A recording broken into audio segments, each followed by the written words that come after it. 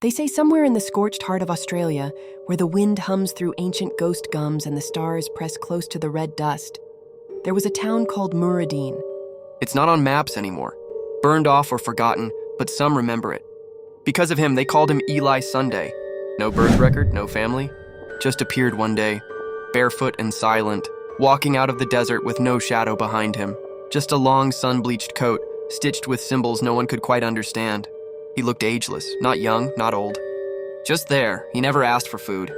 Never drank. But every evening he'd climb a high ridge west of the town and paint the sky. At first, they laughed, called him the Sky Painter, a dusty drifter with dreams bigger than his head. But then the colors started changing. Sunsets bled golden green. The stars themselves seemed to shimmer and move, reacting to his brush. It was like watching God's graffiti. Then came the visions. One man saw his dead mother's face in the clouds.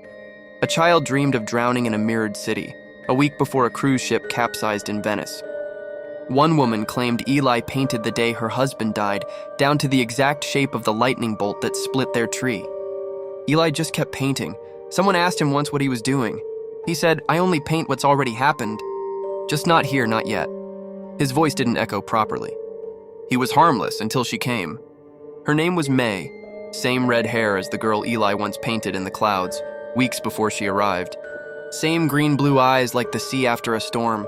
She didn't know where she came from. Just wandered into town like he had. When she saw him, she stopped, like a clock winding down. After that, they painted together. Not with brushes, but with bare hands held high, tracing invisible shapes into the sky. People started camping below the ridge. Some claimed to see loved ones. Others went quiet and wouldn't speak again. One night, the moon turned crimson and stayed that way until dawn. A boy went blind watching it. Said it showed him the end of everything. Then it stopped. No more color. No clouds, no movement. May vanished, and Eli walked off the ridge. Not fell, not stumbled. Just walked into the sky, as if the air had turned to water. In the pocket, a piece of bark painted in ochre and gold. It read, "This place is just a bruise on time. I was never here, but love is what bleeds through." No one lives in Murradeen now.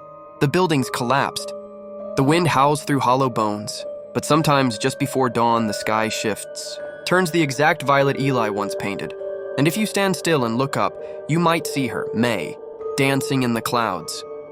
And beside her, a man with no shadow, painting one last dream across the stars.